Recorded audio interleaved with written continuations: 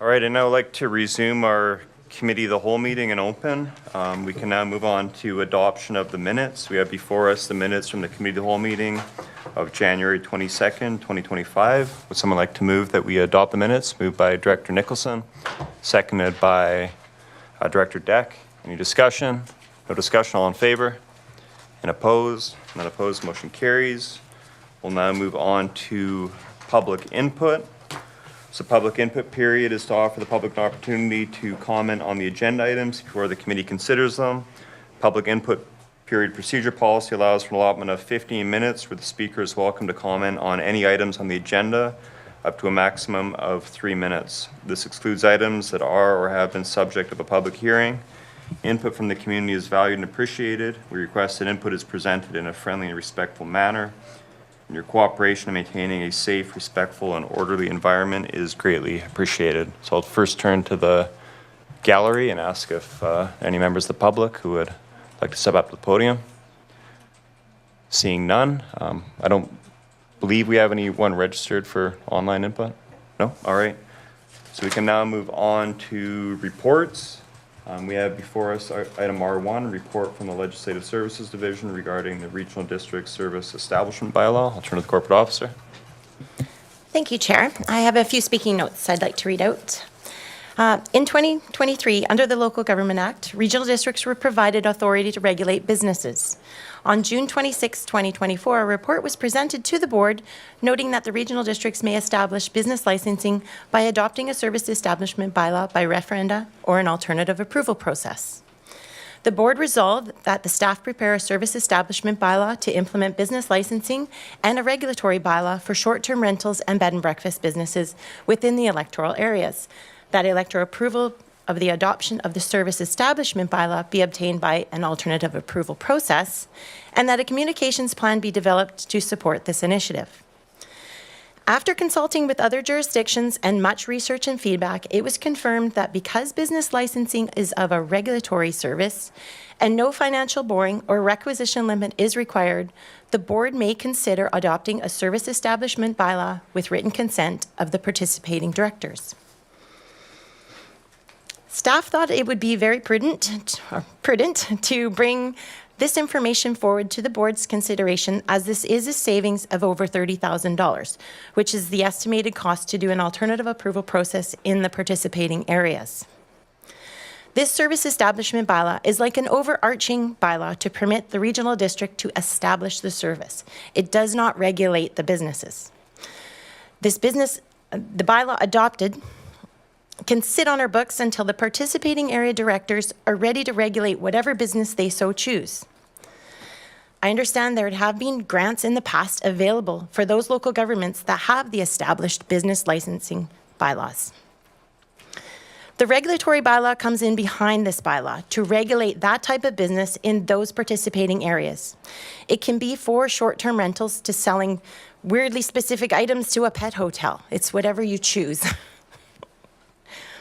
When the direction to do a regulatory bylaw is given to staff, this is also when the costs associated for implementing the regulation and a communications plan can be developed.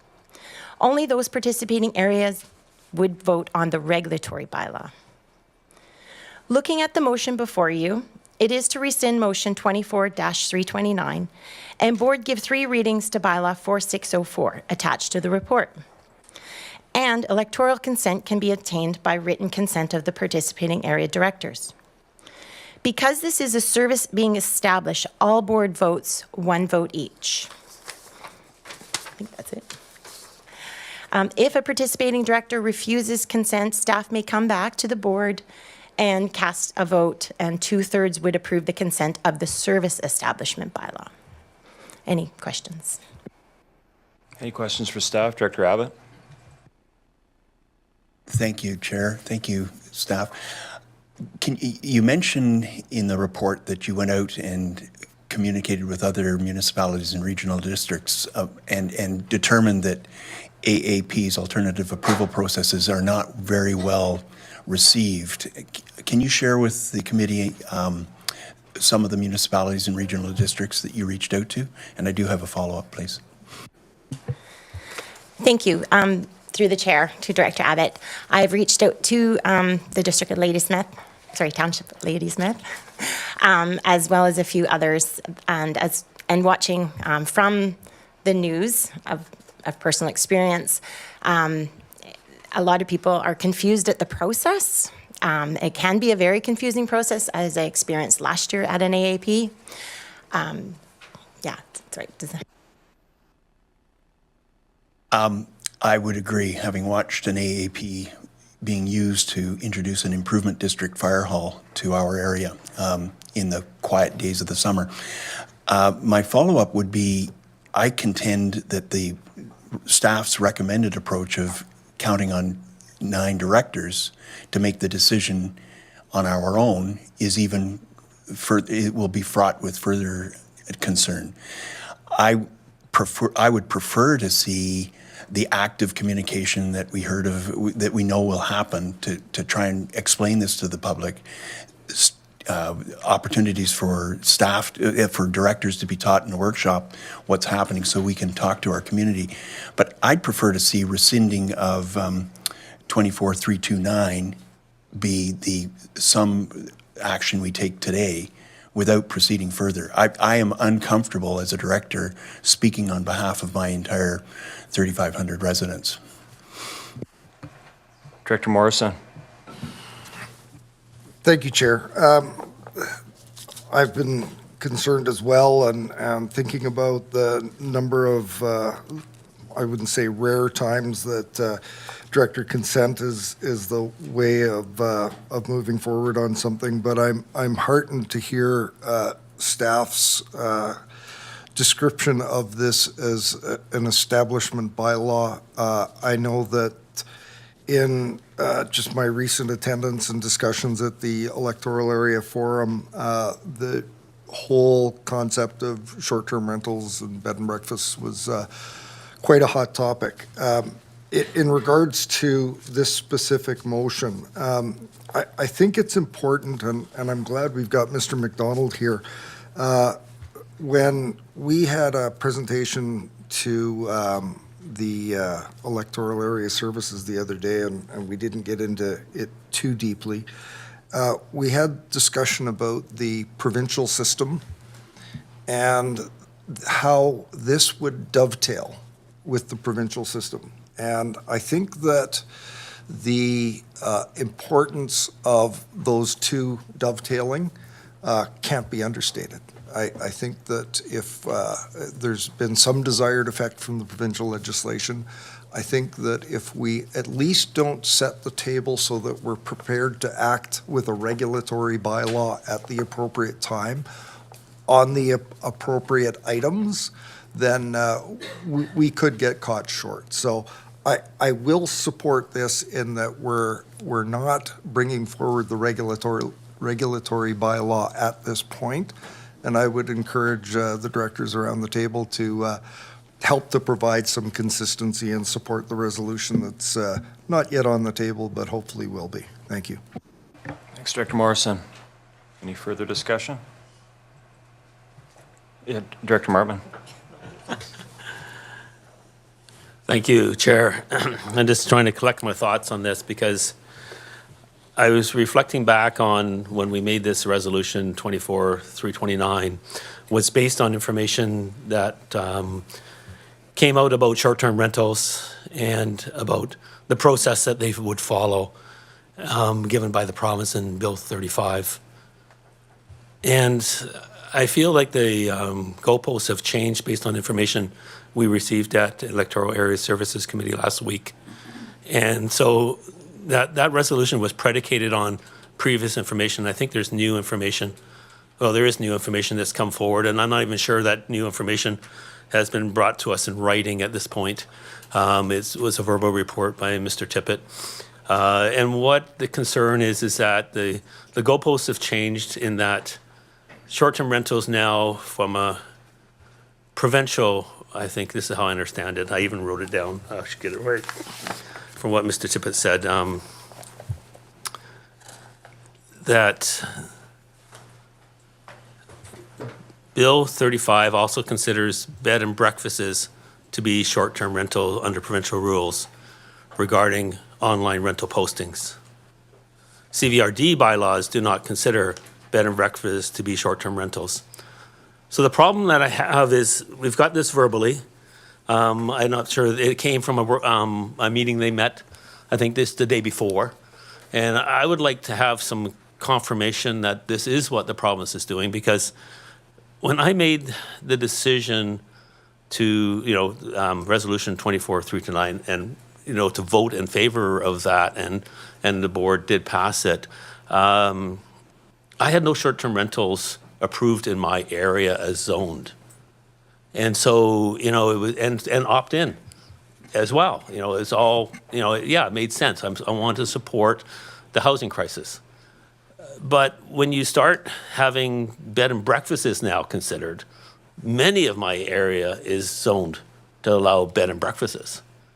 And bed and breakfasts are now going to have to be on a provincial registry as well.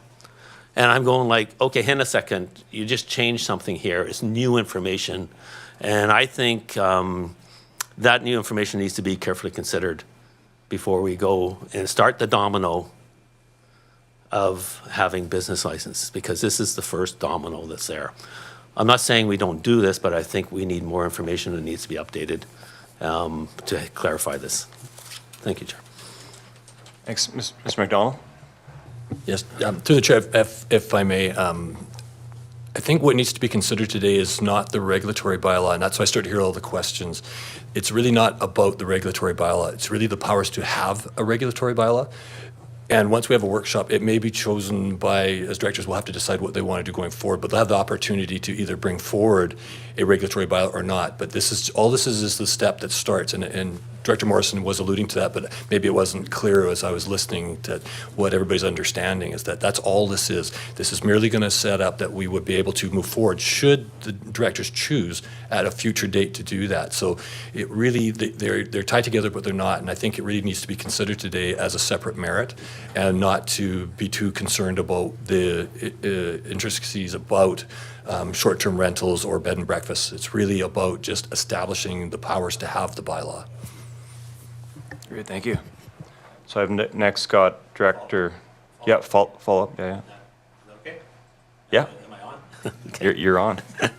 And then Director Nicholson's next. I do appreciate what staff are saying, and I do get the idea that this is the service bylaw and that there is a regulatory bylaw to be had. I think the question I would have then get into the intricacies of that bylaw, because if as an area director I decide, if we get information, we get a workshop, we get all that, and I decide, hey, I don't want to have this impact my area, what options do I have as an area director?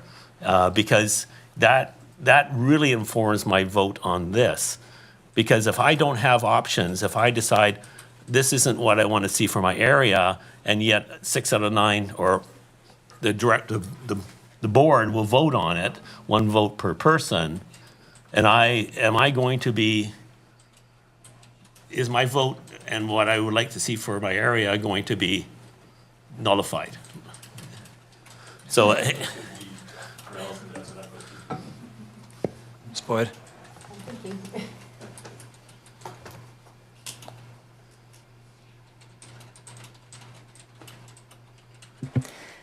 So, yeah, may I come back to that one? Yeah. We'll come back to that one. Just think about it for a minute. Director Nicholson?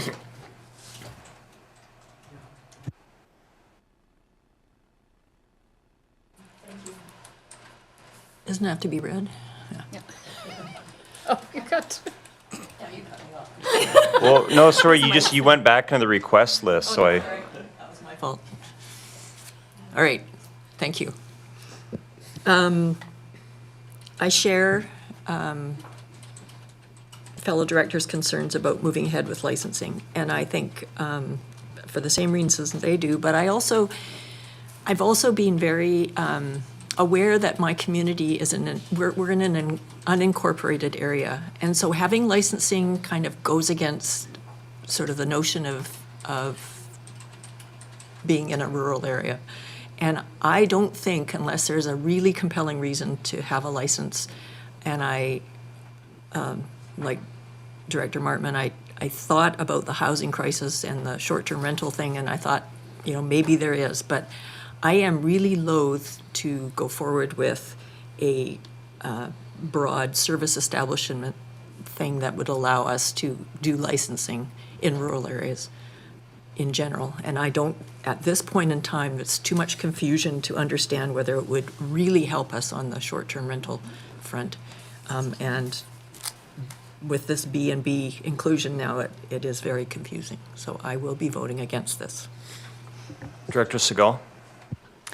I'm ready to move a motion, but I think we might want to answer Director Martman's question first. Sorry?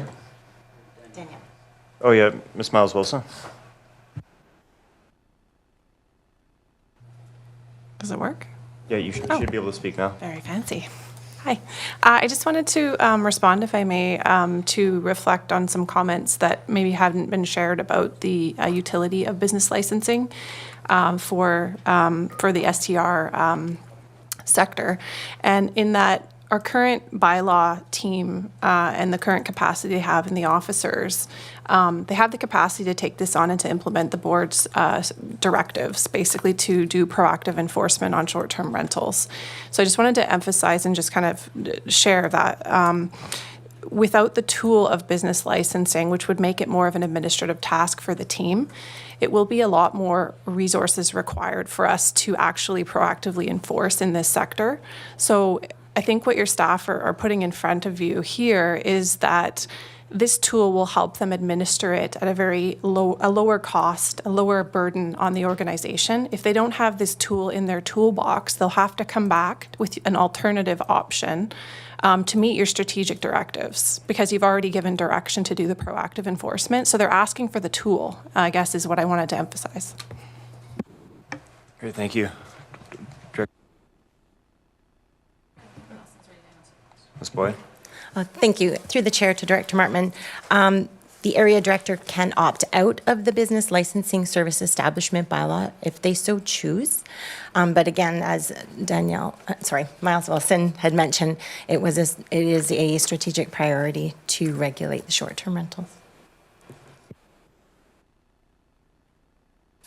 Director Skull? Do you have a follow-up? Yeah, it is.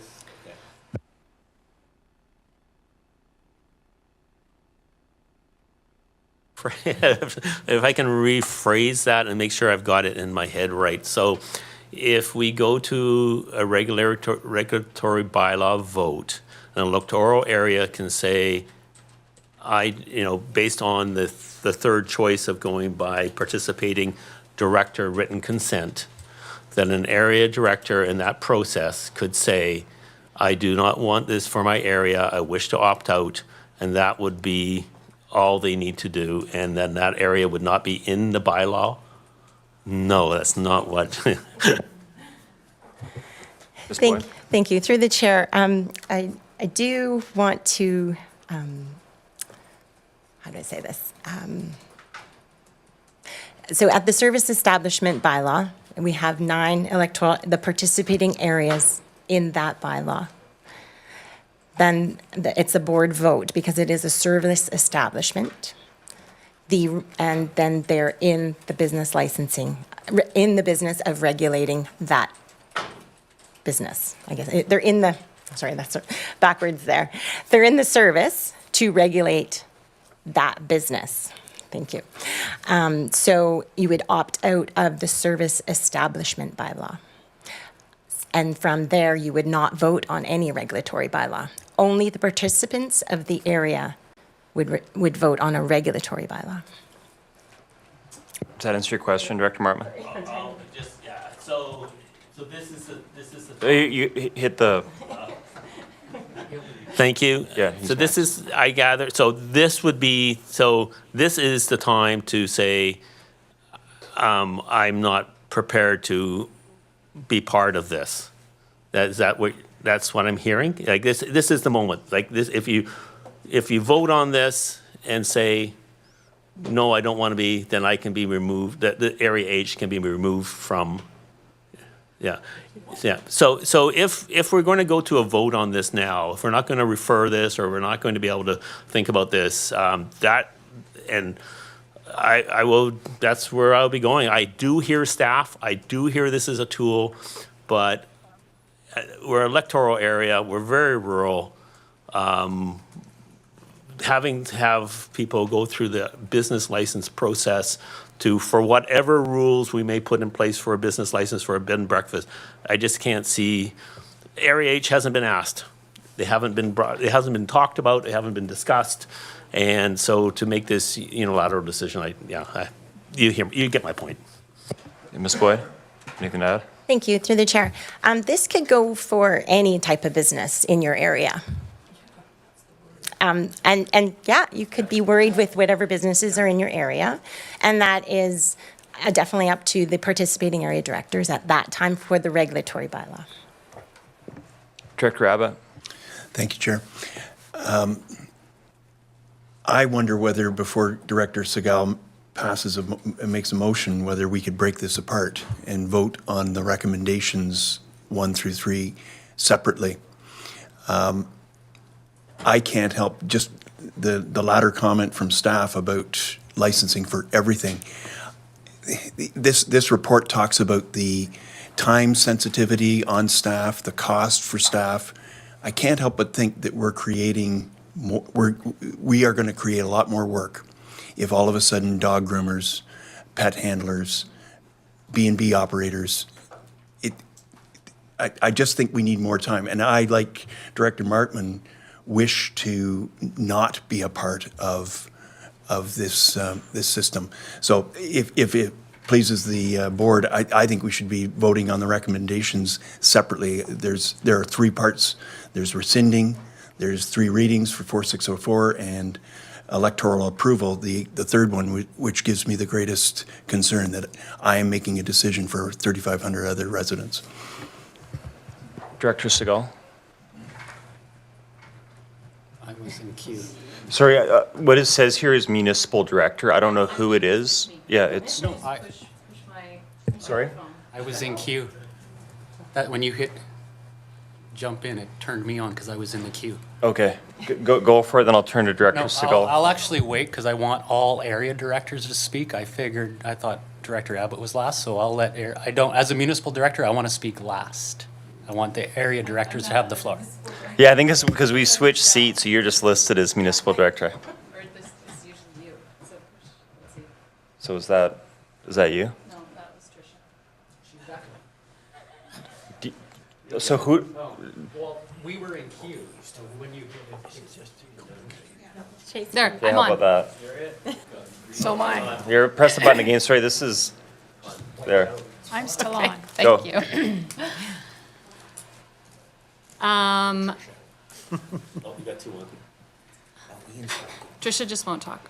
Director Mackay just won't talk right now. Is it my turn? No. No, sorry, I just think we need a quick 5-minute break because I still think it's not clear the decision we're asked to make today and a decision we will make in the future. So do you want to take a 5-minute recess so we can get clarity? Yeah. Resume? Okay. Yes. Can I ask one question that does apply to Yeah. all of it first? It is simply a question. If the province requires a platform to have a business license to register on the platform, and an area is not issuing business licenses, how then do they participate in the program? They're not able to. So an individual living in an area that doesn't have business licensing would not be able to run a legitimate Airbnb. Am I right? Ms. Boyd? Thank you, through the chair. I believe there's some land use regulations as well. And that is the part, I think, that Mr. McDonald's there. Mr. McDonald? There. I'm not sure if I heard the full question right, but as I'm alluding to, I'm hearing some answers come up here. There was, again, why we need to have the workshop is to, even for the public to understand, that's why I talked about a public information that would come up pretty soon. Some people are thinking, oh, I can go register with the province and that makes my STR legal. It does not. We have zoning bylaws, and this would be in our workshop, is saying that we really only have about 100 properties in all of CVRD that we're permitted to have a short-term rental as per definition of our short-term rental. The province short-term rental also defines bed and breakfast, but we actually permit bed and breakfast in almost every, well, they're in every zone, and I'm not even aware of, off the top of my head, because Mike Tipp's not here, but where they're not permitted. So where they're allowed is pretty much everywhere. But what the province's new registers, they're saying that you would have to be registered with them in order to advertise. So if you don't want to advertise on Airbnb or Vrbo, you could go ahead and do that without going through the province's registry and still be legal as per our zoning bylaws. So I hope that clarifies to that question. I think so, thank you. Okay, so we're taking a 5-minute recess. We'll resume.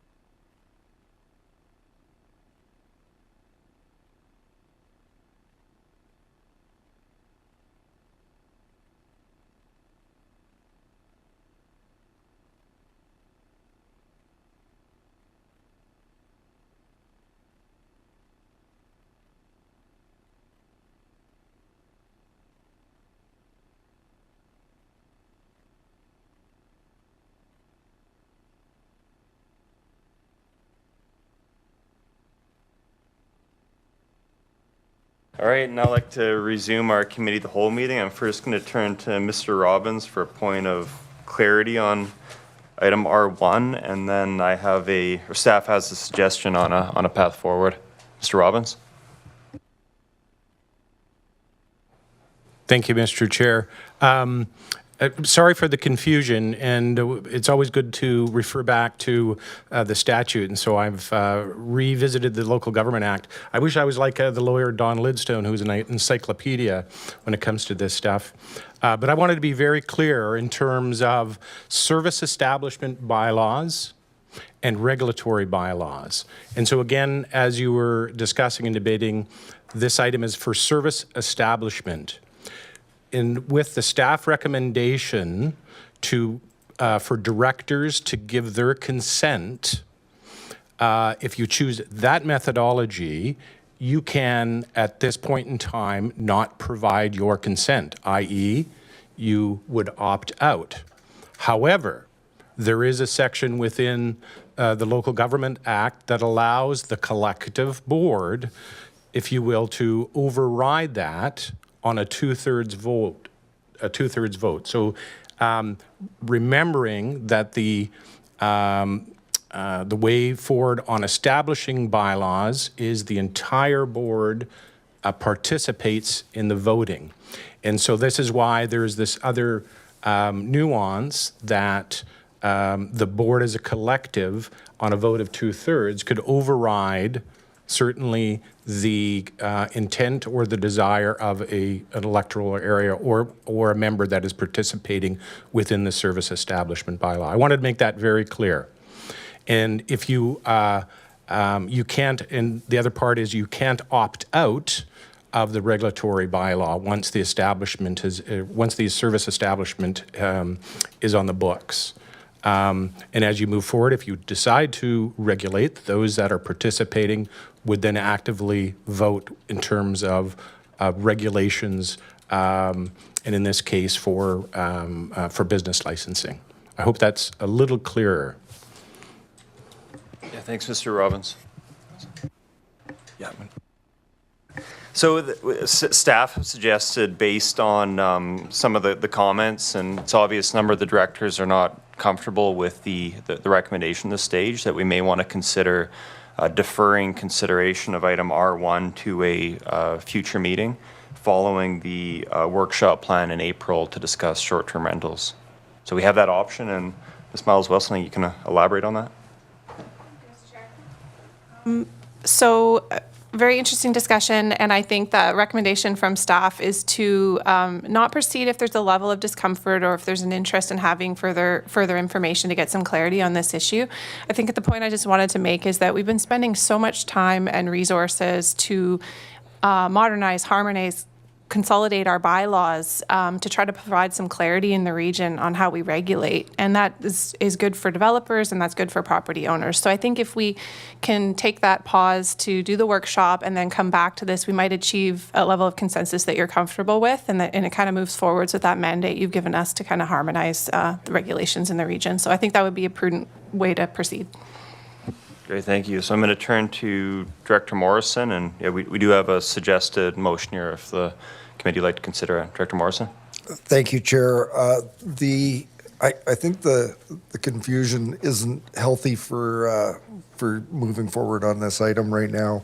I have a lot more to say, but I think that the mention from my colleague over here at EASC, we'd requested that a flow chart be developed so that we could, visualize what we might be, moving forward into would be very helpful, and I would hope that might be prepared and perhaps even the workshop moved up if possible, but we'll have to leave that with staff, and with that I would move that this be referred to an upcoming meeting.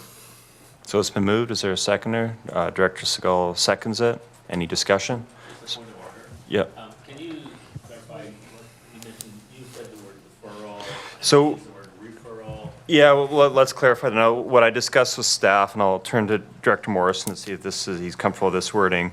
We defer consideration of item R1 until April after the short-term rentals workshop. Ms. Boyd? Thank you. So within the Roberts Rules of Order, there is a refer back to staff, and it is a postponement on time. So it's a postponement to come back to a future meeting. So is the wording from Director Morrison, can we leave that as is, or do we need to?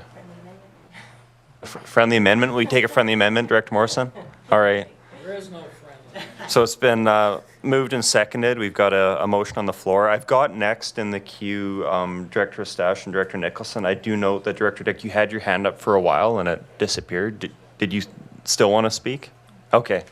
Okay, I'll turn now to, well, Director Morrison, I still have you on the speakers list. Is there anything to add, or am I okay if I move on to the next one? My only point was that I didn't intend to have the April wording in there. It was just as soon as possible. So, fair enough. That's it. Director Stash. Director Marmon? Is there a motion to refer on the table? It's on the table. It was moved by Director Morrison, seconded by Director Segal. Discussion is debatable? On propriety of referral only. Yeah. Oh, sorry, Mrs. Boyd. Director Stash. So, clarity on that, it appears like I can't say anything now. Well, I think you can argue either for or against whether it should be Okay. referred. Well, you can, our wonderful legislative team will, or yourself as chair will guide me if I'm straying for right. Just because I see so much confusion here, or maybe, and just, I'll support the referral because I want, I was supportive of the original motion on the table, but I just wanted to quickly say that I'll support the referral so that hopefully the directors that aren't unsure or not willing to support this time understand that this was just for the service and just on not the regulation itself. And then I just wanted to share really quick, as a business owner, it's not hard to have a business license. And I only think the benefits of me as a business owner being registered and licensed is that the local government that I live within knows what fire services they need to provide, knows what kind of economic supports they need to have in their region for the business I operate. So, Director Marmon, what?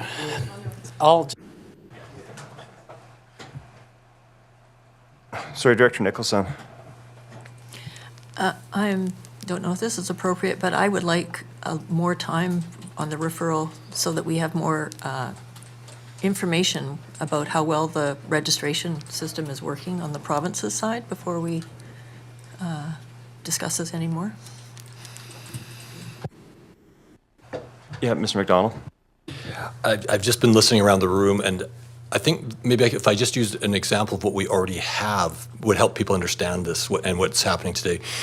So we currently have a smoke control bylaw. So we do have the service establishment bylaw is already in place for all areas. However, not all electoral areas are participating in that. So it's just kind of to Director Martman's questions about could I opt out. So that's what I think we're trying to clear up. Now I have Alison look at me kind of funnily. I will. Oh, sorry. Okay. Anyway, just to say we had an existing situation where we have a bylaw that is never. Okay, so there's going to be lots of further opportunities to discuss this. Ready to call the question on the referral? All in favor? And oppose? Unopposed, motion carries. We'll now move on to item R2, report from Legislative Services Division regarding converting regional district continued service to service establishment bylaw. Ms. Boyd? Thank you, Chair. This is Alison Boyd show today. Background, in 1974, the CVRD was provided supplementary letters patent to regulate nuisance issues in regional district electoral areas. That was our permission. In 89 regional districts, we're authorized to adopt service establishment bylaws, choosing from a menu of powers provided by legislation. This meant regional districts no longer had to apply for supplementary letters patent to establish or amend a bylaw, service bylaw. However, if a regional district needed to amend a current service, they had to, under letters patent, first convert it to a service establishment bylaw. It's a little bit different from our previous item. In 91, the CVRD adopted a house number, unsightly premises, and graffiti bylaw in the electoral areas. In 2023, the board adopted the building regulation bylaw, and this now provides the ability to regulate the house numbers. So which bylaw services would like to now update the unsightly premises and graffiti bylaw, also known as nuisance. Therefore, we're requesting today to convert the letters patent into a service establishment bylaw, and it's before you. All right, would someone like to move the staff recommendation? Moved by Director Abbott, seconded by Director Callio. Any discussion? Call the question, all in favor? And opposed? Unopposed, motion carries. We now move on to item R3, report from the Chief Administrative Officer Executive Office regarding request for additional funding from the Island Corridor Foundation. Ms. Miles Wilson, is this you? Sorry. Yeah, item R3.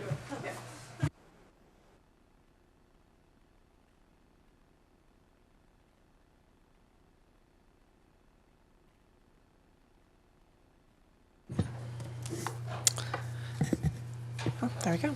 Hello.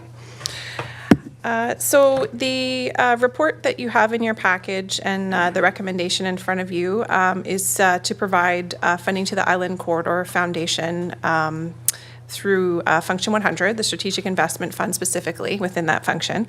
And there's also a second recommendation there for staff to write a letter to the Ministry of Transportation and Transit to request ongoing financial support for the ICF to complete or to continue further work on the shared visioning project.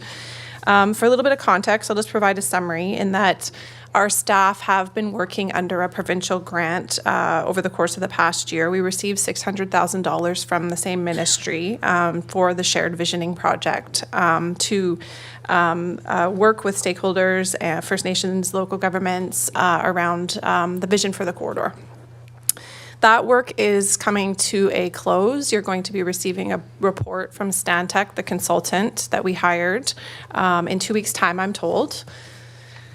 The report is fairly comprehensive, and we have expended the full provincial grant for this project. Through that provincial grant, we did provide ICF with $25,000 to support their participation in the project. That was a first kind of funding request, and under an MOU, along with the other regional districts on the island, we all contributed to that to ensure the participation.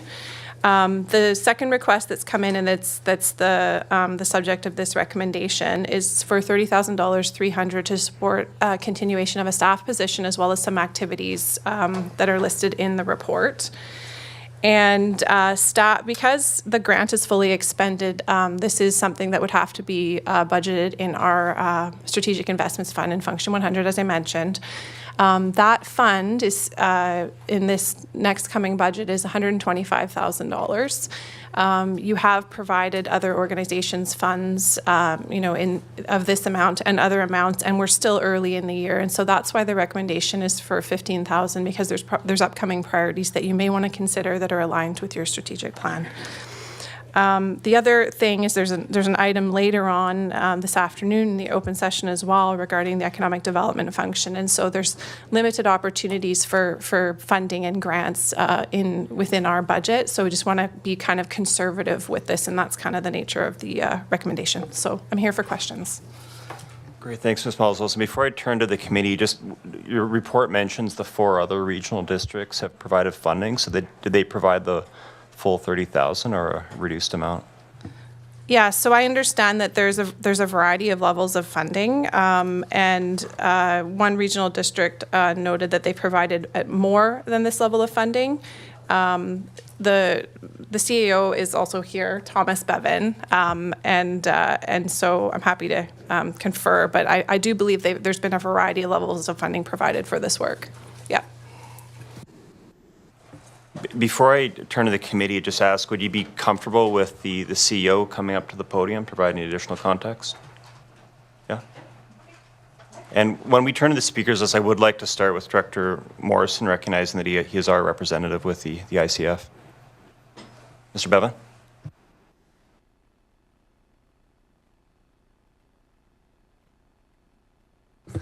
Hello. Thank you very much for having me aboard. Thomas Bevan, CEO of the Island Corridor Foundation. I'd like to thank staff and the consultant team as well for their very hard work on the Shared Vision project. It's really turning out fantastically, and I'm excited for when the report is presented and the follow-up steps on that. And that really brings to the question of this renewal ask that we have. It's to continue the Shared Vision project coordinator position, which the regional districts provided funds for last year. And I think it's been a very successful relationship. And our staff person, Anna Russell, has done an exceptional job. And so now the question is, how can we continue that work and continue the facilitation and continue Anna's role?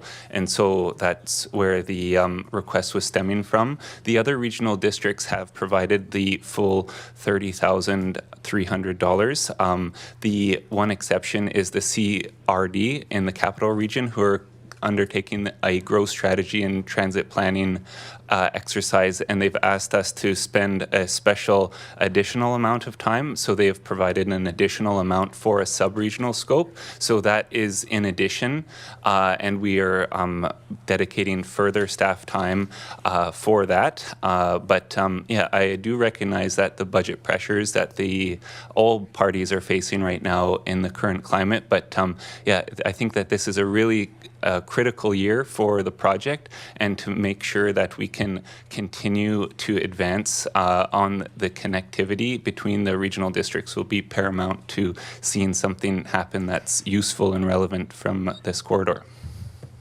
Great, thanks, Mr. Bevan. I'm going to turn to Director Morrison. Thank you, Chair. Thanks, Thomas.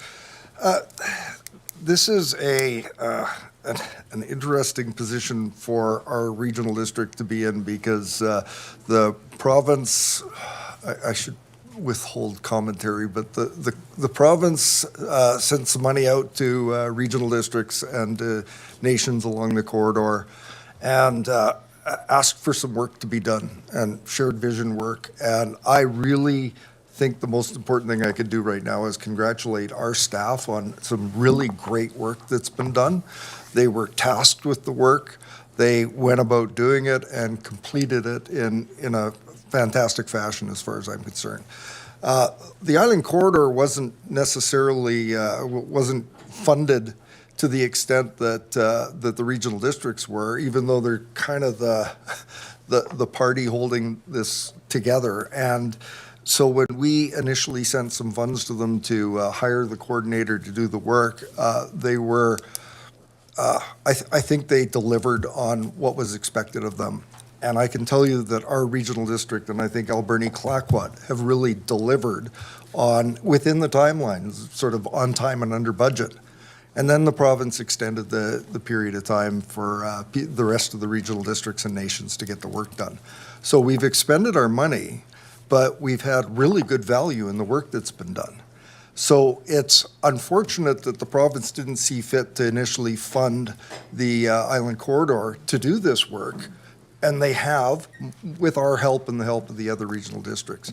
You'll note that there's a letter in this as well, that we think, and I think most people think, that the province should be funding this. At this point, I understand, and I've been sitting around the table and hearing all the budget pressures for the recommendation for 15,000. But I would be more inclined to move this recommendation for the full amount of $30,000, given our colleagues in the other regional districts have stepped up and funded this to the extent that they have. So unless do you have others in your list that want to speak, I would be making a motion for the full amount of $30,000. It's moved. I don't have any other speakers. It's moved. Is there a seconder? Seconded by Director Abbott. I'm going to turn to Director Martman, then I'd like to put myself on the list. Thanks. I think about Alameda when I'm making these next comments and about making good decisions. And I applaud the work that's been done. I think the initiatives are great. But when I read the report, I read that, you know, our regional district has stepped up, has completed it. We'll be reading a report. And so next steps and what things have to be done is yet to be seen. And so I think that's what we're supporting, money to be the next steps. But I haven't seen the next steps. At least that's what I'm hearing. And if not, are we supporting the regional districts that haven't completed? Because if they haven't completed, then they should step up and pay that money. Yeah, please do. Thank you. So we have an MOU which has guided the previous grant that we provided for the work, and so within your package, there's a recommendation there that if you were to provide any level of funding, that we would just renew the MOU, and they would continue on with the deliverables that are outlined in that MOU. One right up front is the work associated with the land reversion process. So lands that bisect reserves along the corridor. There has been support from this board as well as the ICF board to continue that work, and it's a lot of work. So that would just be one of the things that would, under the MOU, would be continued supported. A follow-up, yeah. I didn't catch that because I thought I heard you say that this would be towards the next steps that are in the report. And so I haven't seen that report. And so that was my comment. Thank you. Thanks, Director Martman. I'm going to throw myself on the list here. I totally agree with Director Morrison's comments. One of the challenges I found with this whole exercise from the beginning is the way the province distributed the funding to the 5 different regional districts. We're all working on our own exercise for a shared vision for our specific regions rather than the entire southern Vancouver Island. And as outlined in the proposal from the Island Corridor Foundation, part of what they want to do with this grant funding is to come up with a wider shared vision that does include all 5 regional districts, which I think is going to be necessary to ensure that whatever use we identify for the rail corridor is going to be viable going forward. The other important point that Ms. Miles Wilson just referenced is the work with First Nations. We know that there are several First Nations whose territories are bisected by the rail corridor, even some of the First Nations here in the Couch Valley Regional District, and that is identified as another area of work in the proposal from the Island Corridor Foundation, and does fit with another item that we're going to be discussing further on in today's agenda with regards to the First Nations framework that staff here at the CBRD are developing. I take our CAO's point about the Strategic and Investments Fund only having the $125,000, but we do have enough funding in there to cover this, with quite a bit left over for whatever other priorities come up during the course of the year. So yeah, fully support your motion, Director Morrison. I'll turn to the committee, ask if there are any other comments. Are we ready for the question? Call the question, then all in favor? And opposed? None opposed, motion carries. We'll now move on to item R4, a report from Corporate Services Department regarding the Indigenous Relations Framework.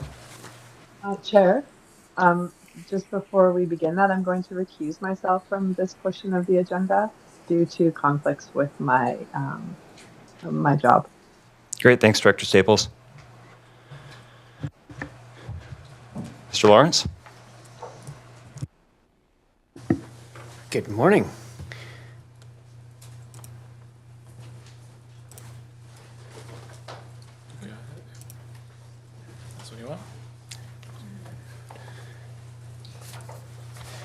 Good morning, and thank you, Mr. Chair. And as we begin, I say, Iquanas I lamnama, Iknes Quananahela, Tlats, Decha Eir. It's good to see you all. And with that, we acknowledge with deep gratitude that the work summarized in the report that we're about to discuss takes place in the traditional territories and unceded territories of local First Nations, including the Quw'utsun, the Malacath, the Pakwitchin, the Subasat, the Xalalt, the Penelakut, the Staminas, the Layaxan, the Dididat, and the Pachidat peoples. And as background, the CVRD strategic plan objective for reconciliation is to support efforts to strengthen cooperation, collaboration, and relationships between Indigenous peoples and non-Indigenous peoples in our communities. Within that objective, we have actions to support community-led reconciliation and relationship building through engagement with First Nations, support watershed governance and stewardship with local First Nations, work with local First Nations to develop initiatives that support our shared environmental, social, economic, and governance goals, and to develop an Indigenous relations framework, which we'll talk about in a bit more detail in a moment. And so at the CVRD, we have two primary streams for engagement with local First Nations. One is the government-to-government dialogue. And here the goal is really about having a more holistic relationship between the CVRD and local First Nations. It's about identifying nation-specific principles, interests, and mechanisms to strengthen relationships and to support the ongoing dialogue regarding our services and inform reconciliation ultimately. And so historically, within the CVRD, this dialogue has been carried out informally, but going forward, the development of a CVRD Indigenous relations framework will enable coordinating and resourcing of this dialogue. And so ultimately, that supports the implementation of necessary changes that are identified within UNDRIP. And so nestled between this space of government-to-government dialogue and the initiative-specific engagement, we also have the Cowichan Watershed Board, which supports both government-to-government dialogue and dialogue as it relates to specific projects, plans, policies, and programs. And so since 2010, the CVRD continues to be in a collaborative governance partnership with Cowichan Tribes First Nations through the Cowichan Watershed Board, and it essentially exists to collaborate on decision-making and to protect and enhance the health of the whole of the Cowichan and Huaxela watersheds. Currently, we have CVRD staff in the drinking water and watershed protection roles within environmental services, working with the Watershed Board to conduct intensive Cowichan River water quality monitoring to support the Huaxela water sustainability planning process and to facilitate dialogue on next steps for the weir replacement up at Cowichan Lake. In this space of initiative-specific engagement, which not only supports the government-to-government relationship building, but also offers opportunity for relationship building with local First Nations communities, we have a number of projects. And so within this space of watershed governance and stewardship with First Nations, we have both staff and board level participation in the Huaxela watershed sustainability planning process, which is led by Cowichan Tribes and the province. We have a submission of an application for an agriculture water infrastructure program grant to support a water supply study for the Huaxela watershed. We have CVRD staff, environmental services participation in the Chemainus Watershed Initiative led by Xalalt First Nation, We have collaboration with Cowichan tribes on mid and lower river flood mitigation works, which ultimately are being done in coordination with the Weir Replacement Project.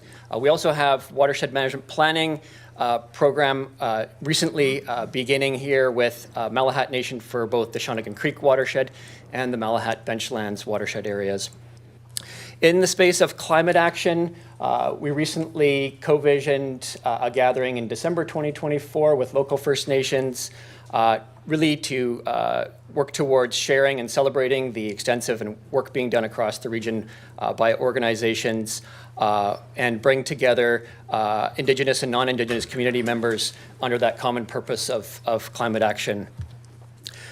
Within the space of official community planning, we have engagement with First Nations during the development of the official community plan and formal referrals to First Nations.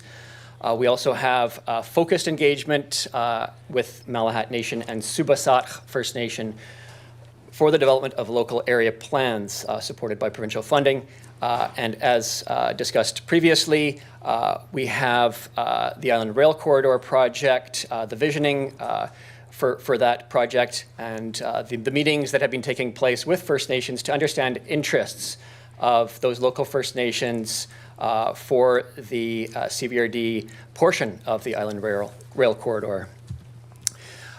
We also have an important initiative by Emergency Management Cowichan to begin an Indigenous relations and reconciliation framework. And a bit of background here is that Emergency Management Cowichan is responsible on behalf of the CVRD and member municipalities under the Emergency Management Act for building out agreements with all nations who identify traditional territory within our region. And it's about expanding on the existing work already underway to understand what emergency management means, what is the role, what are the opportunities to collaborate, how to share information, and how to use resources, and ultimately how to protect. We also have a number of initiatives through our performing arts events, which do support cultural awareness and access, including working with Indigenous filmmakers, playwrights, and elders on various pieces, which include translation. Also hosting Indigenous artists in the Theatre Lobby and Theatre Lobby Art Gallery, working with Indigenous educators to provide the theatre as the official place for Cowichan Tribes kids to come and do their school plays, musicals, and educational events. Also working with Cowichan Tribes Youth Center to provide local youth with tickets to events, and hosting a number of Indigenous interest performances in recent times and coming up throughout 2025. We also have the Sut Tu Tamach, Stories of the Land, Indigenous Voices in the Bings Creek Recycling Modernization Project. This project is focused on recording local First Nations knowledge holders' perspectives on the land and to share these lessons with staff to enable a new approach prior to beginning civil infrastructure projects. And so phase one is the Bings Creek Modernization Project to understand place and change in the Bings Creek watershed. Phase 2 and 3 are anticipated to be other important infrastructure projects within the region, and those will come in future years. The intended outcome here is ultimately to combine the sacred storytelling of elders and knowledge holders with Indigenous artists and videographies so that we can capture these perspectives and create a series of resources for folks. We also have, note here, Indigenous engagement through the shared infrastructure services, not only for water and sewer with Cowichan Tribes, but also recycling and solid waste receiving services with local First Nations. Through economic development in recent times, working with Malahat Nation on the Community Economic Development Initiative program to explore opportunities for collaboration. Ultimately, this is work that can support government-to-government dialogue going forward with Malahat Nation.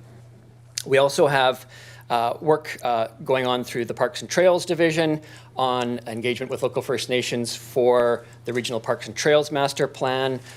We have work with Malahat Nation and Cowichan Tribes on the Old Baldy Mountain Park Management Plan. and engagement with Staminas First Nation on preparing a Yellow Point management plan, and collaboration with Cowichan tribes on a terms of reference for a Stony Hill Regional Park management plan. In the space of transit services, Halalt First Nation and CVRD transit service agreement was recently established.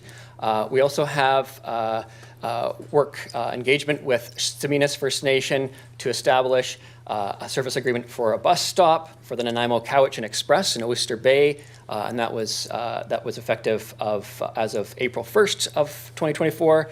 Malahat Nation and Cowichan tribes working with the CVRD on South Cowichan local area planning process to improve transit service areas to these areas and those communities.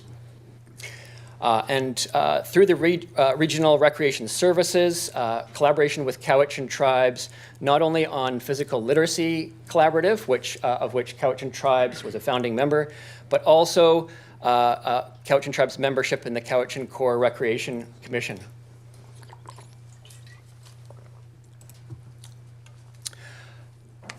Important to also note here that we have our bylaw inspections and enforcement division working with First Nations, the Malahat Nation Guardians Program, and Cowichan tribes on shared concerns in Cowichan Bay, and our procurement division also exploring local First Nations procurement interests through the BC Social Procurement Program.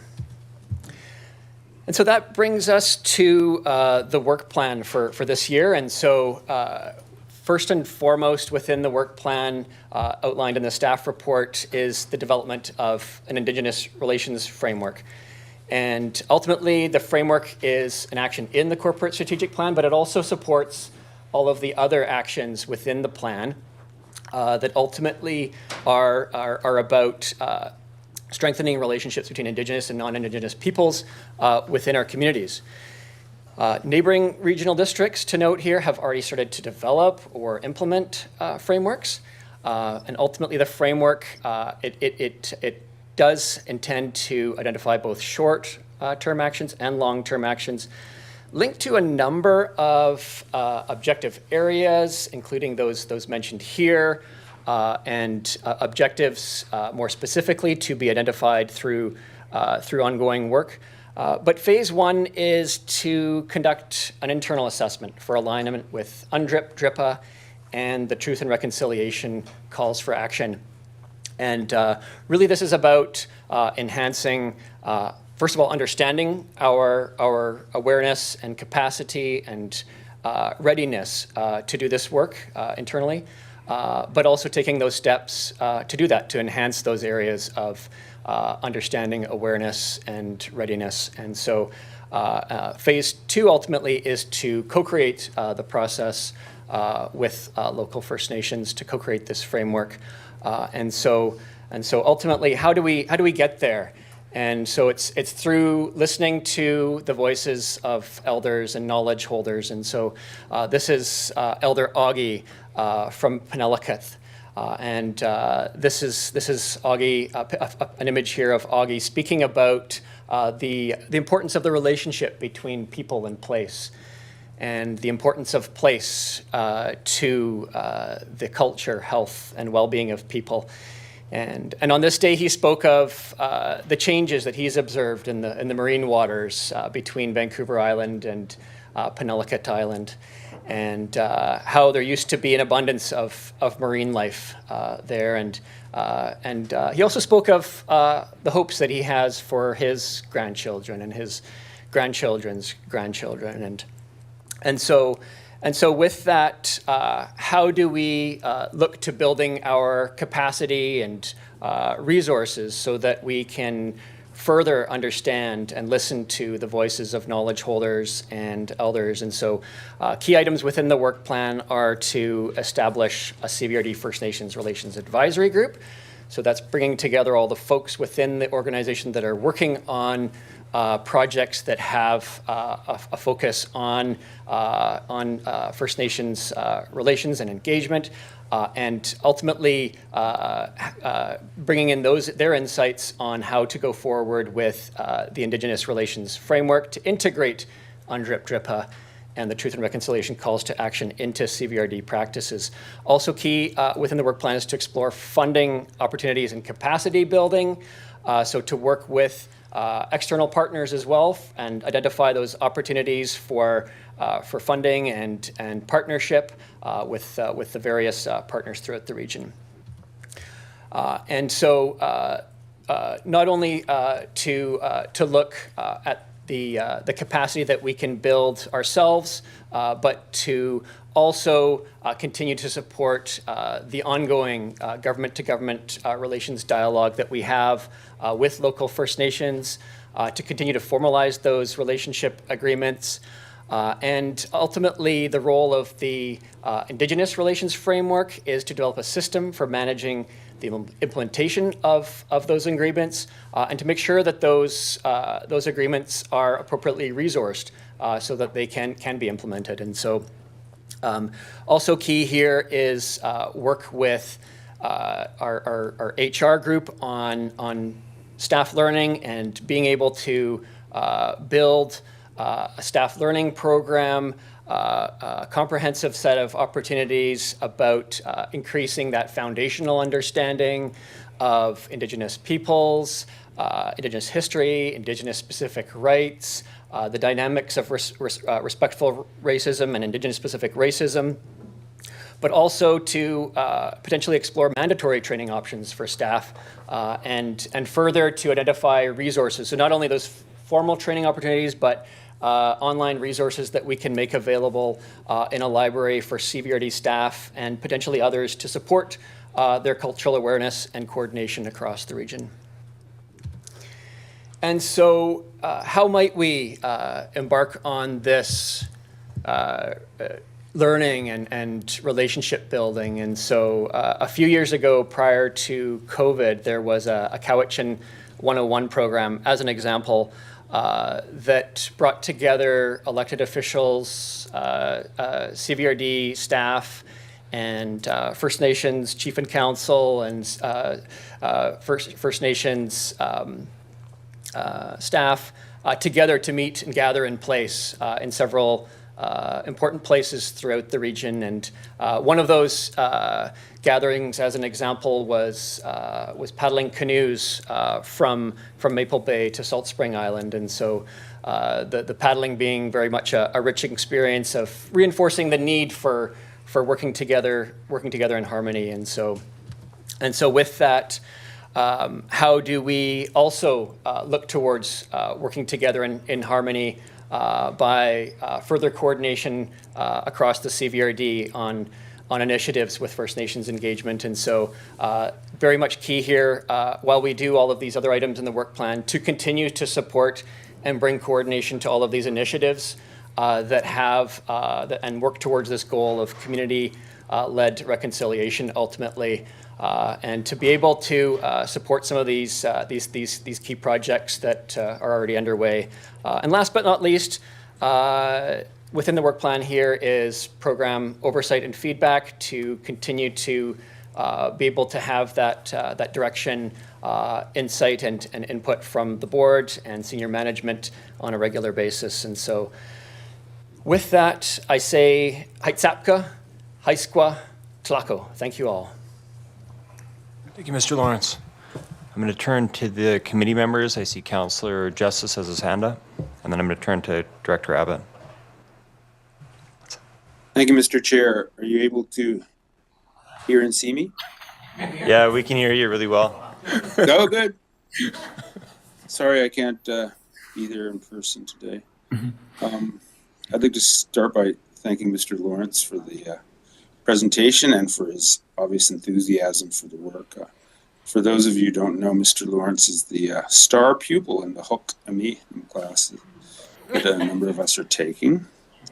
And according to Director Callio, he's trying to usurp my position as teacher's pet, so I'm a bit worried about that. there's certainly a lot in the work plan. But I've got a question I'd like to ask. With reference to the first item of phase one, the first step of the work plan, I think that's the way I did describe it, the development of an Indigenous relations framework. The first step is to identify policies and processes that are misaligned with DRIPA and UNDRIP and to provide recommendations for alignment.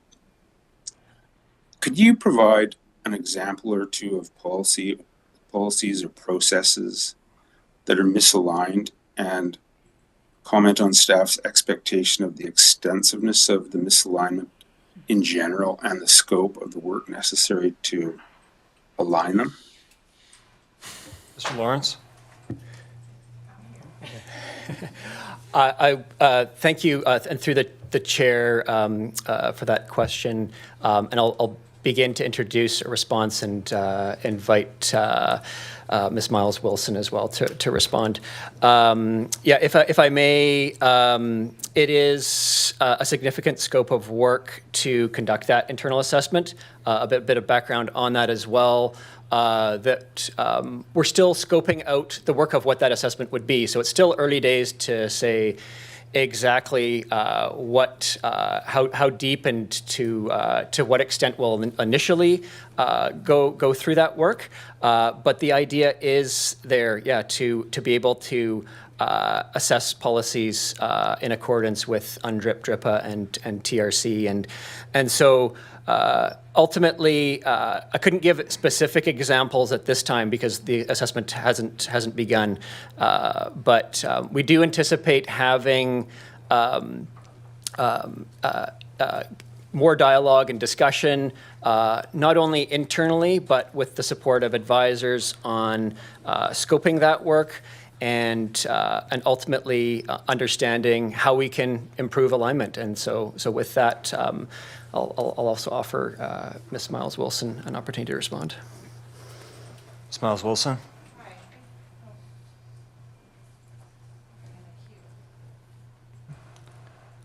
Sarah, I've got too many people on the speakers list now. Just give me 1 sec. Yeah, that'd be better. Thank you.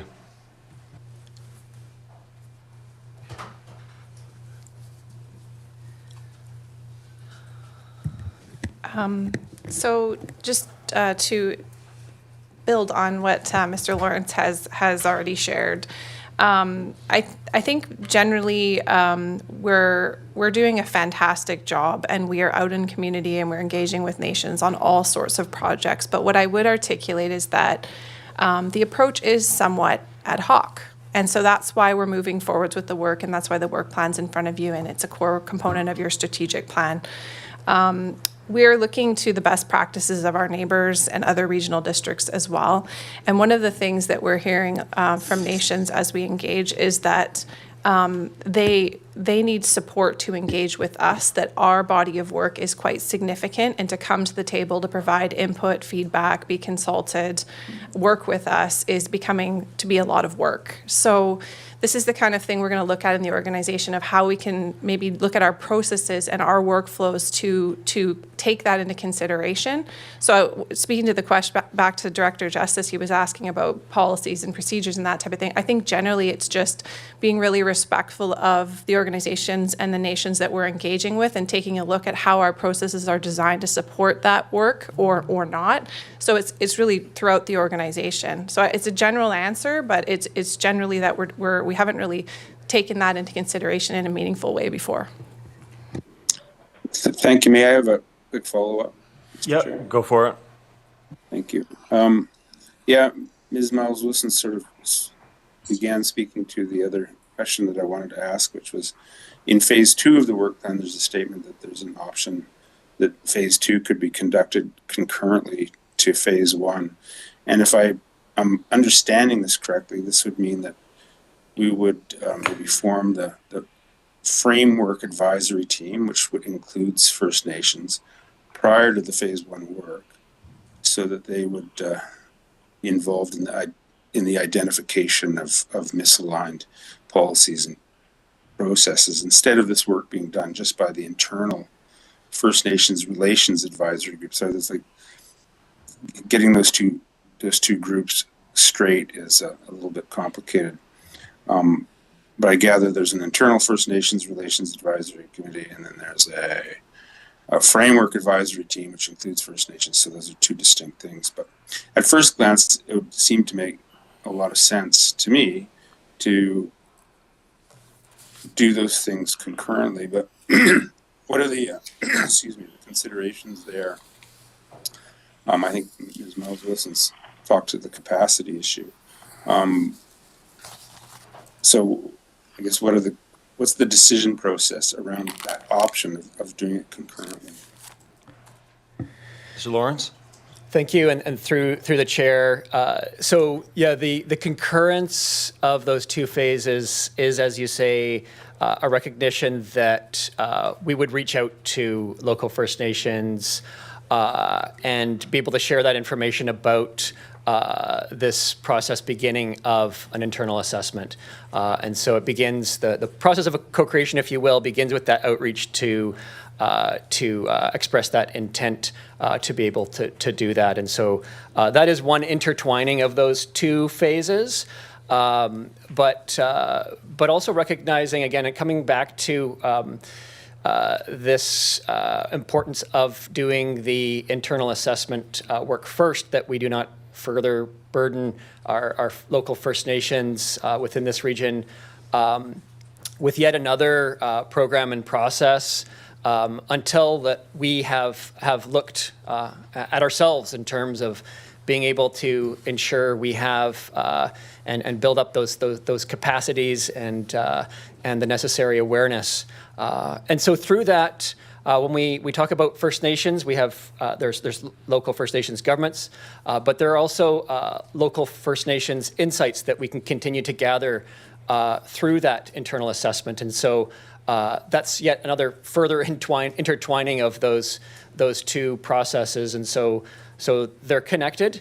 But what we're saying here is that the direction right now that's being proposed is to begin the internal assessment with that outreach to local First Nations on this intent to go forward with this work. Great, thank you very much. Mr. Lawrence, I'll now turn to Director Abbott. Thanks, Chair. And I, too, like Director Justice, wish to commend the report, commend Mr. Lawrence in his capacity to introduce us to proper pronunciations. Very exhaustive report. I don't think I can ask staff for an answer or help, but maybe help in advocating. Last week, we received from the Cowichan Bay Water Improvement District more or less a cease and desist approving any more connections to the Cowichan Bay Water District because it is dictated by a license from the Coxsila watershed, and which is under review with the as we just saw in today's report, Cowichan tribes and the province.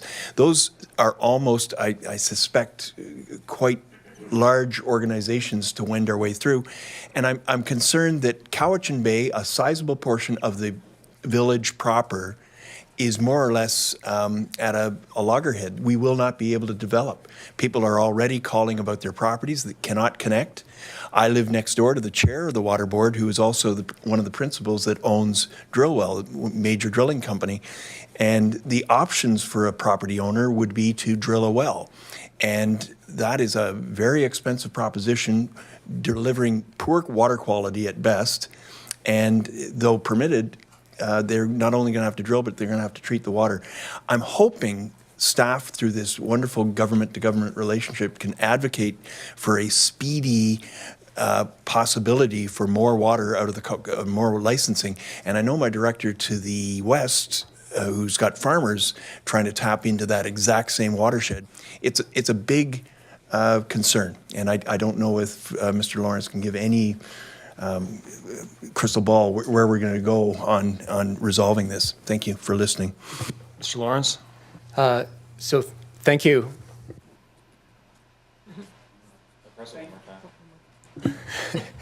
Excellent. Thank you for the question, and through the chair.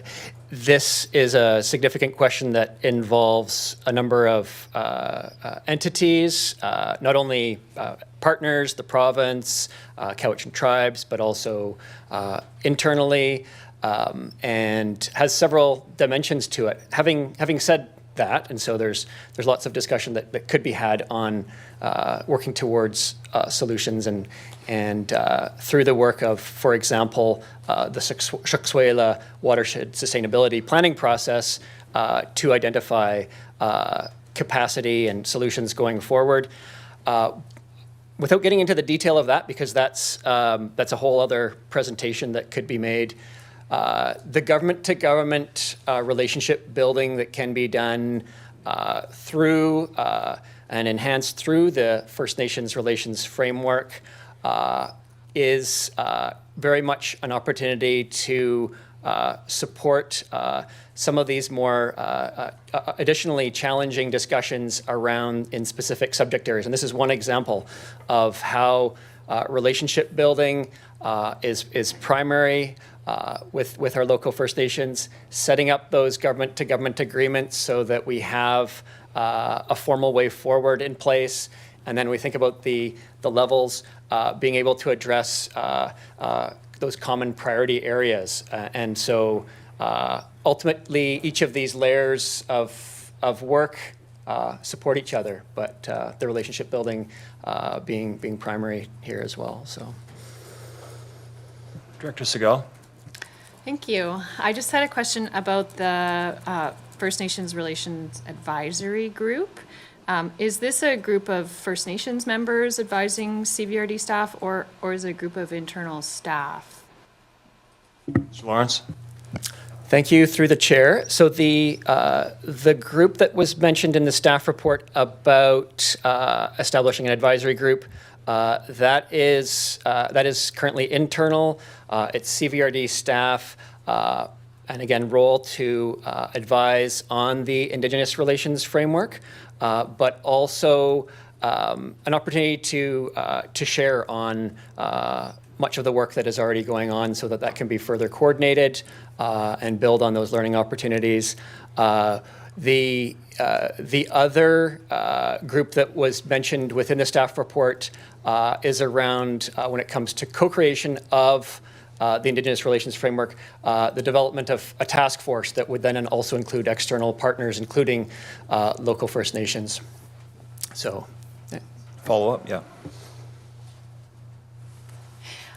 Yeah, I guess I just want to say I think it is really important to make sure that we have local First Nations input on how we should implement UNDRIP, DRIPA, and the calls to action. Director Nicholson. Thank you. Thanks. A great report. Under number 7, program oversight and feedback, I would be really interested in making sure that we track progress on UNDRIP specifically as part of that, not just our goals and objectives in our corporate strategic plan. Director Marvin. Thank you. Just to follow up with Director Nicholson, I'm also wondering if it can be a bit more frequent than, at least at the beginning stages, than annually. Something that I think is very important to, I think, the working of the board and moving forward. The other piece is sometimes the names of things can conjure up ideas, and I think just going back to the idea of an Indigenous advisory group is that it does conjure up the concept of this would be Indigenous peoples. And so, at least in my mind, and so I'm just wondering about the careful selection of naming of committees might be something to consider. So, and I know the Haukominum part of the thank you. Can you share the second part? Is that in the Chalmouth or? Mr. Lawrence. Thank you. Through the chair, if I may, thank you for the comments on careful selection of words, and that's one of the ideas in considering when we build this initial phase of internal assessment to ensure that we're also listening to local Indigenous voices while we do that careful selection of words. And for example, do we call the framework an Indigenous relations framework or First Nations relations framework, because we are going to be developing this with local First Nations, specifically within the region. And so, and then on the note of an advisory group, it's very much in an early proposed form, and so there's very much an opportunity to look at how we include the right words to reflect the intention of that group, that it is currently, that group is CVRD focused, but then we will also have a task force that will include or have some other name. And it is very early days, opportunities to receive that valuable input that we receive from you and be able to shape this work going forward. And the opportunities to come back and present more often is there as well, if particularly during key milestones of the project development, the framework development, to be able to come in. And that is there as well. On the note of the words here on the screen, Heitsapka is the Hulk Aminum for thank you all. And then in Senchasan, it is Haisqua. And in Dididat Ke Tsakchikse, Dididat language, it is Tlaco. So, yeah.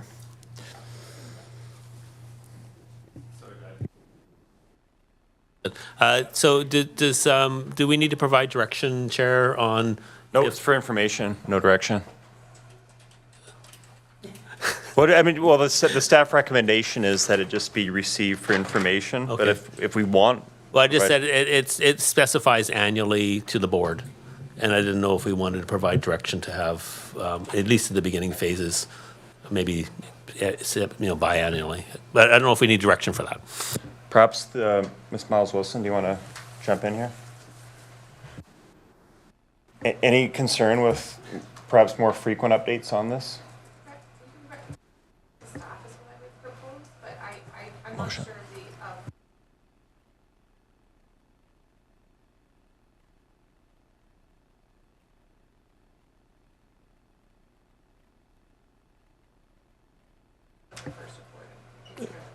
Does that work for you, Director Marmon? Milestones are achieved, whether it's annually or biannually, that staff be, consider bringing it to the board to recognize those milestones and share them. Thank you. All right, thank you. Any further discussion? All right, thanks, Mr. Lawrence. As you can tell, I think we're all very interested in this topic, and glad to see this work moving ahead.